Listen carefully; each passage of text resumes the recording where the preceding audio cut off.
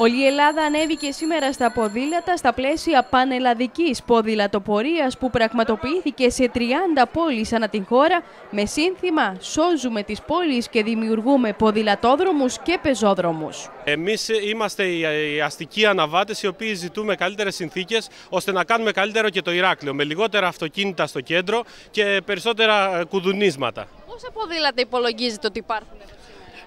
Υπολογίζουμε γύρω στα 400.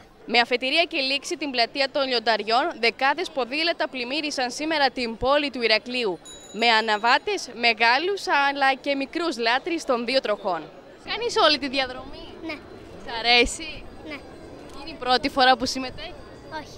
Εγώ είμαι μία μαμά με δύο παιδιά και πάντα ερχόμαστε μαζί. Μπορώ να πω αυτός είναι ο καλύτερος τρόπος για να κάνει μια μαμά ποδήλατο, γιατί αντί να σκέφτεσαι πού να τα κάνεις τα παιδιά, πάρ' τα μαζί σου.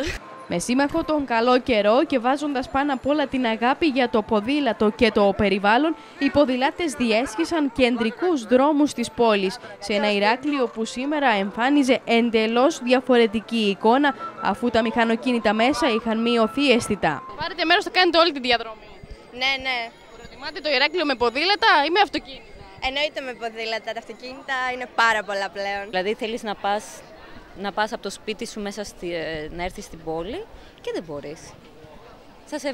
Οι δρόμοι στενοί, δεν υπάρχουν λωρίδες για ποδηλάτες ή κι αν υπάρχουν είναι κατηλημμένοι από αυτοκίνητα. Του αρέσει το ποδήλατο?